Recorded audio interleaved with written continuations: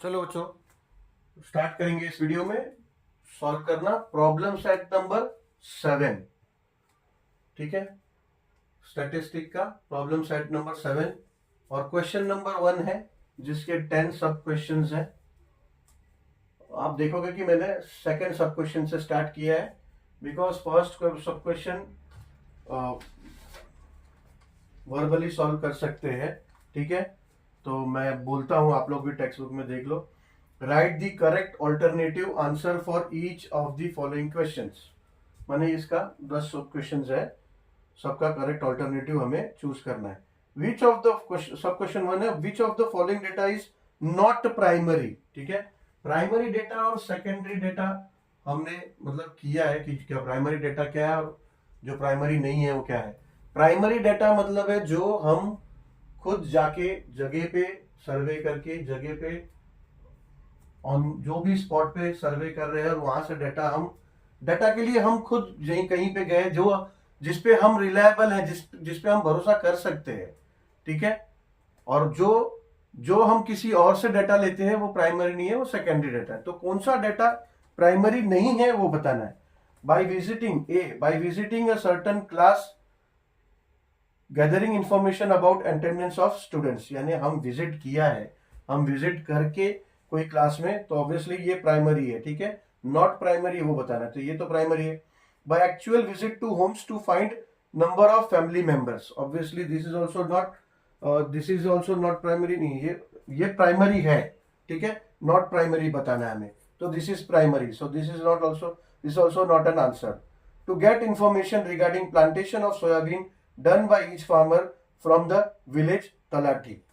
ठीक है, अब to get information regarding plantation of soybean done by each farmer from village talati, अब तलाटी से आप जाके इंफॉर्मेशन ले लो, तो ये प्राइमरी नहीं है क्योंकि आप खुद जाके फार्मर से विलेज में नहीं पूछ रहे हो, विलेज में हर खेत में या फिर फार्मर्स के पास डायरेक्टली जाके इंफॉर्मेशन गैदर नहीं कर रहे हो, ये आप तलाटी के पास से जाके इंफॉर्मेशन लिया, तो ये सेकेंडरी इंफॉर्मेशन है। ठीक है, तो this will be the answer C. अब इस फोर्थ क्या है वो भी देख लेते हैं। Review the cleanliness status of canals by actually visit. ठीक है, तो ये भी प्राइमरी है, तो नॉट प्राइमरी में सी है। ठीक है, अब हम बोर्ड पे करते हैं क्वेश्चन नंबर 2 से। What is the upper class limit for the class दिया है 25 से लेके 35, ये क्लास रेंज है। अपर लिमिट क्या है हमने पहले ऑलरेडी अच्छे से समझा है, ये अपर लिमिट होता है, अपर क्लास लिमिट, और ये लोअर क्लास लिमिट। तो अपर क्लास लिमिट क्या है 35, ये आंसर है आपका। ठीक है, तो 4 ऑप्शन है, उसमें से 35 चूज करना है। What is the class mark of class 25 to 35, class mark कैसे फाइंड करना है ये हमने किया है डेफिनेशन में। क्लास मार्क कैसा होता है, upper class mark plus lower class mark divide by 2, ये होता है आपका upper class limit. Sorry, class mark लिख रहा हूं, upper class limit, class mark तो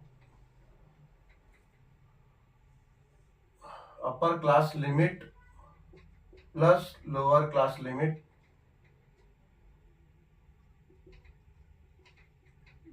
डिवाइड बाय 2 होता है हमारा क्लास मार्क। ठीक है, तो अपर क्लास लिमिट है 35, लोअर क्लास लिमिट है 25, डिवाइड बाय 2, ये हो जाएगा 60 divide by 2 is equal to 30। ठीक है, तो 30 आपका राइट ऑप्शन है, 30 सिलेक्ट कर लो। If the classes are 0 to 10, 10 to 20, 20 to 30, then in which class should the observation 10 be included?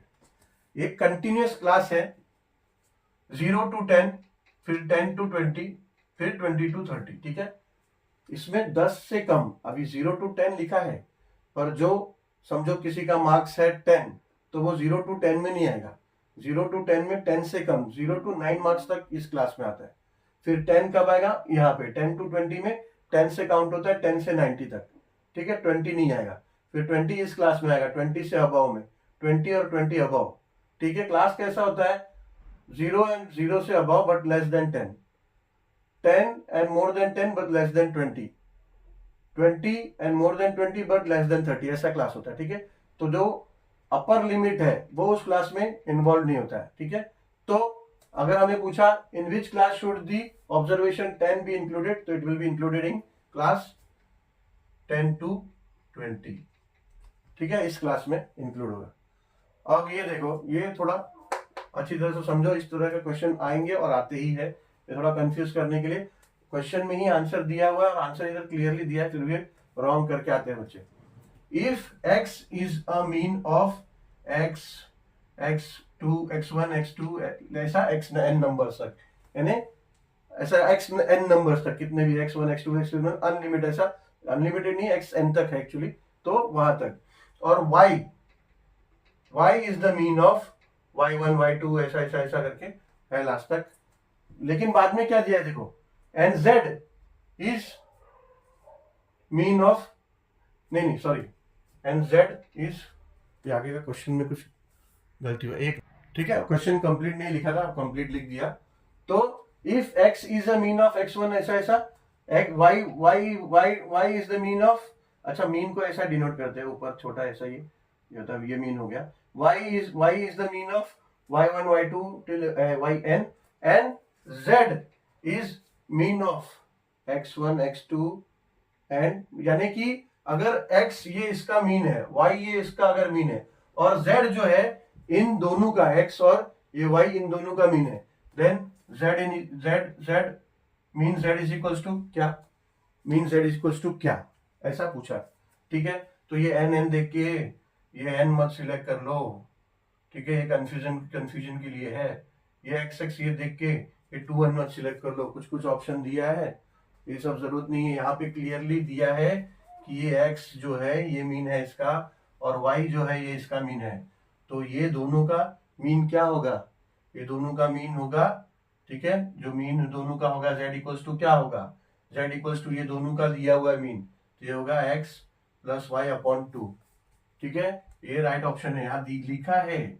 और मीन क्या होता है, दोनों चीजों का डिवाइड बाय 2, तो x और y उसका divide by 2 is your mean, ठीक है।